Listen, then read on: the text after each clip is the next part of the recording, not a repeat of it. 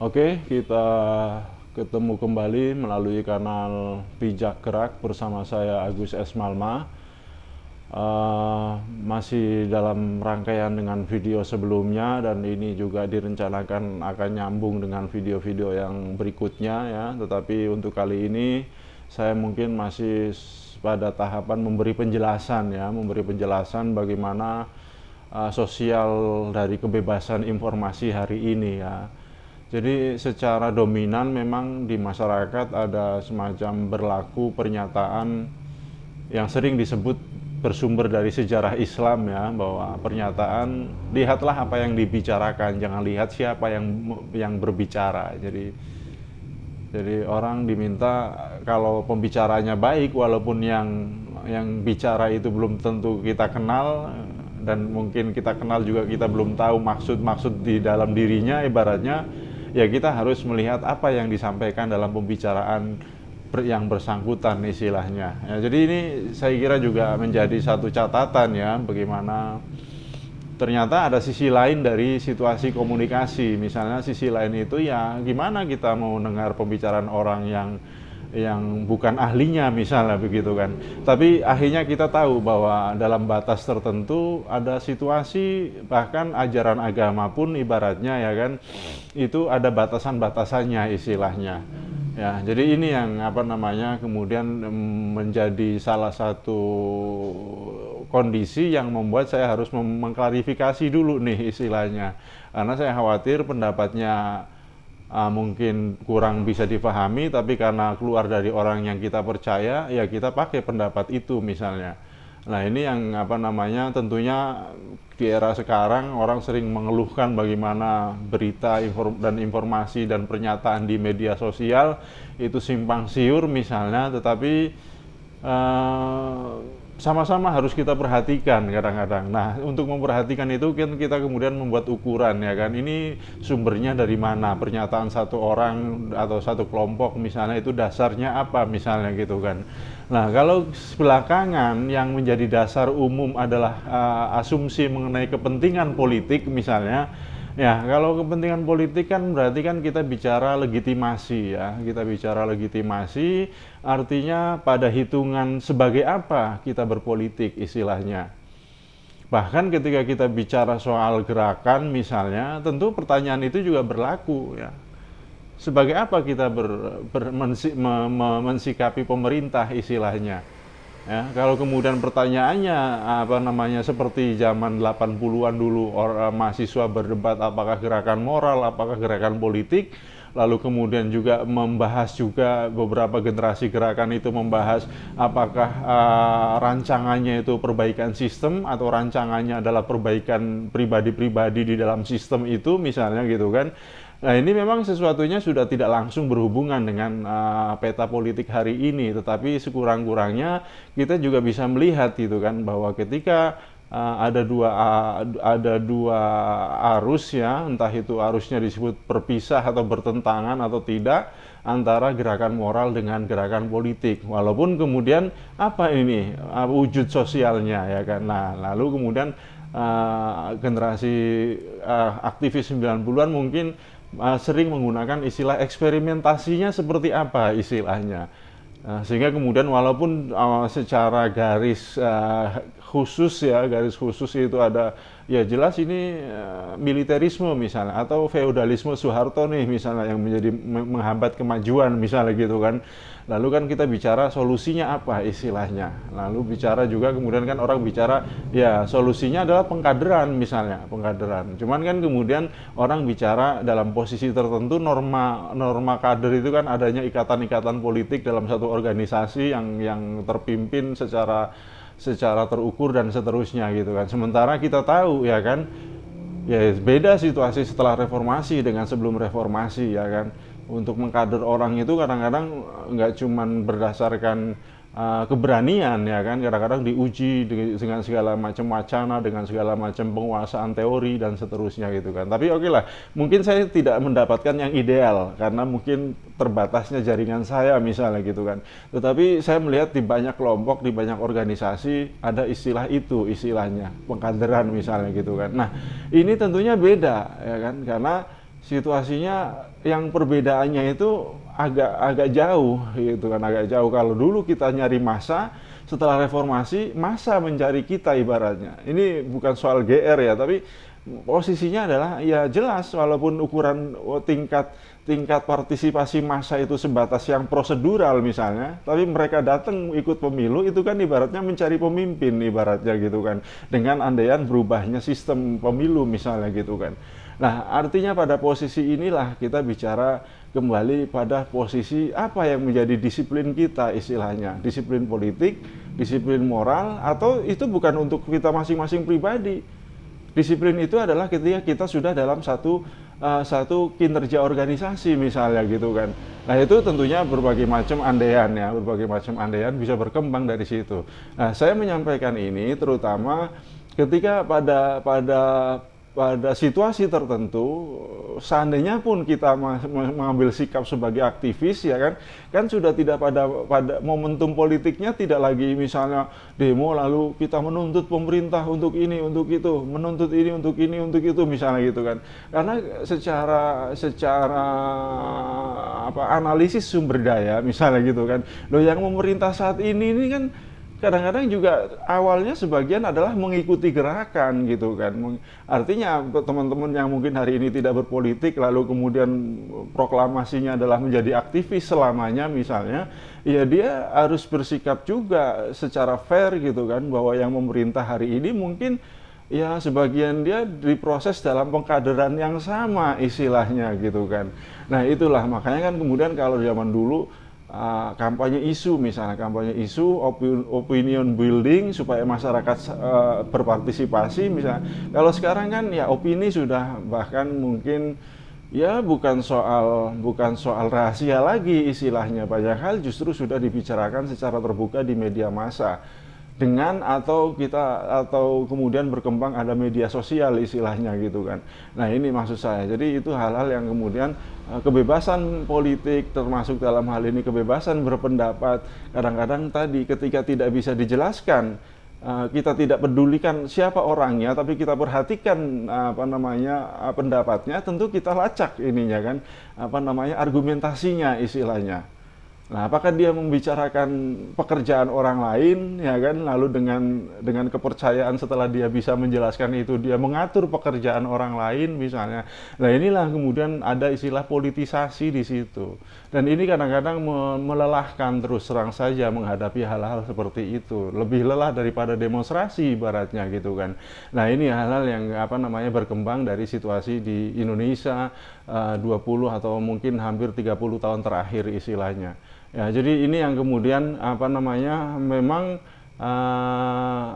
lalu intinya di mana istilahnya? Kalau dulu intinya adalah ekonomi, karena ya misalnya dan pada poros pergerakan tertentu kita bicara akses atas alat produksi misalnya, atau kemudian kita bicara antara distribusi modal yang berkeadilan misalnya gitu kan.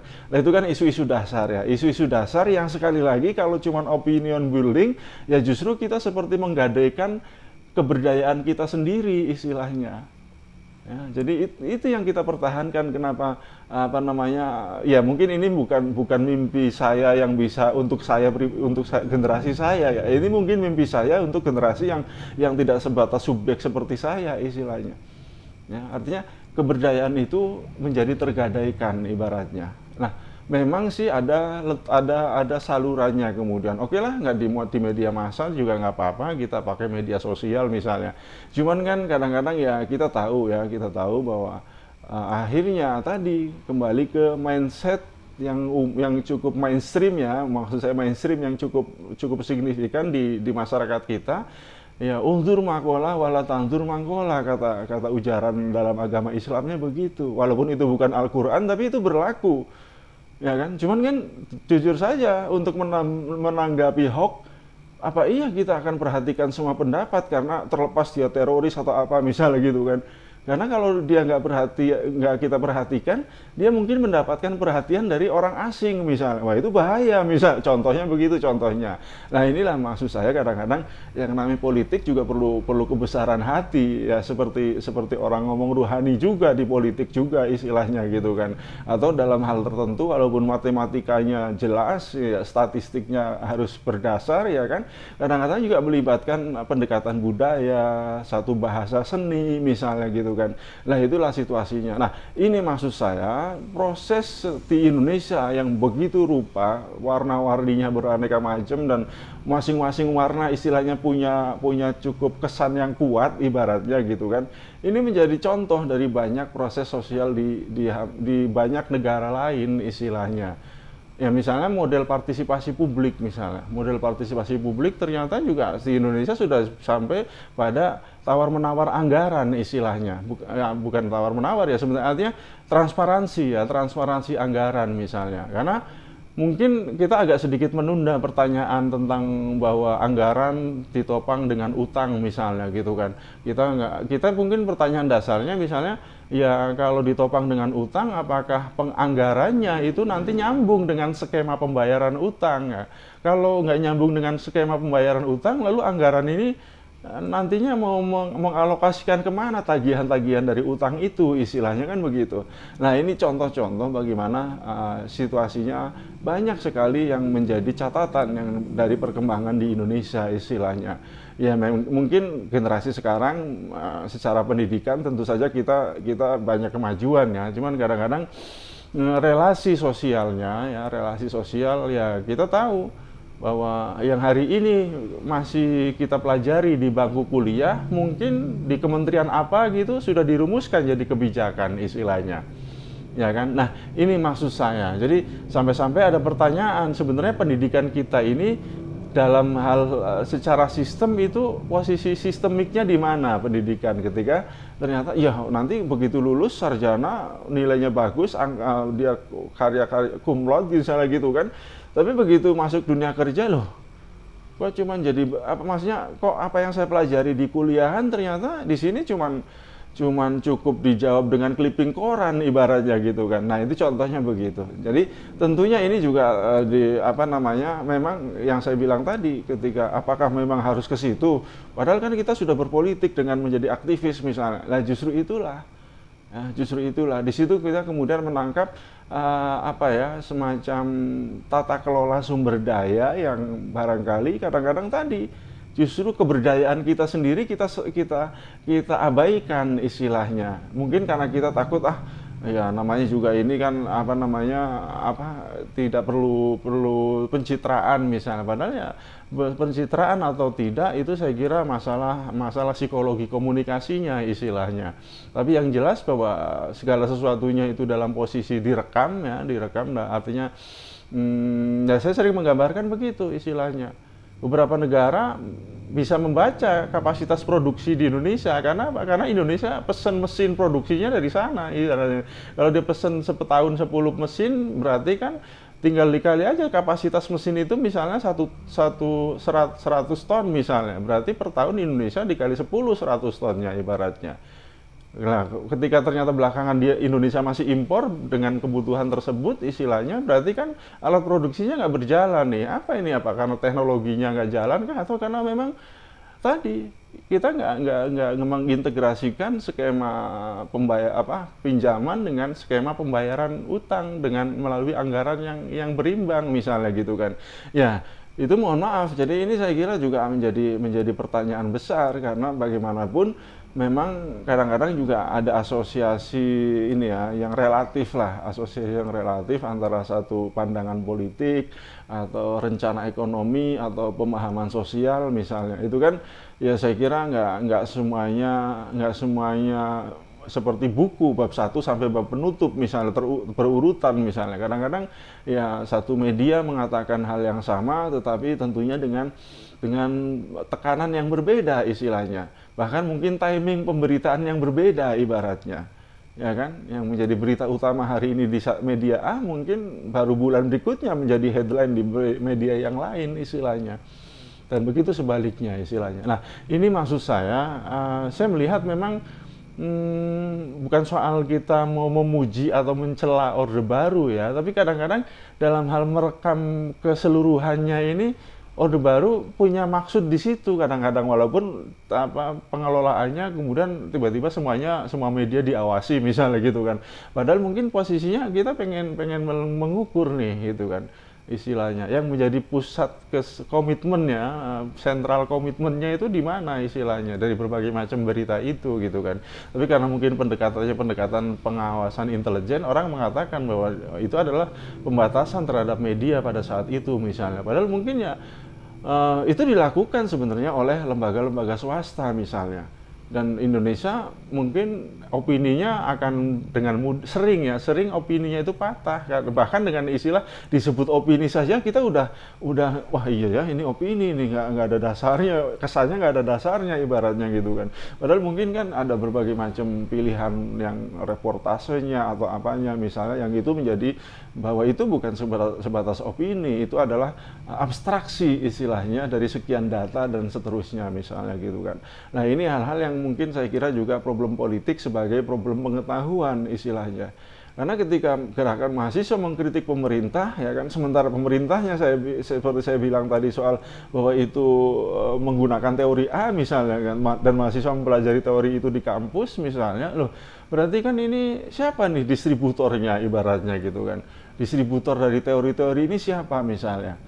Nah ini saya kira saya tidak bisa, maksud saya ada situasi besar yang memang agak sulit dijangkau, tapi kita nggak bisa buru-buru, wah ini konspirasi, kita nggak bisa buru-buru mengatakan konspirasi ibaratnya gitu kan.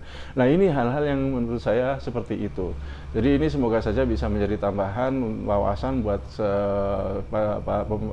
teman-teman sekalian, dan juga saya harap bisa like dan subscribe, dan syukur-syukur bisa ikut share video ini. Kita jumpa lagi di video-video yang akan datang. Terima kasih. Salam.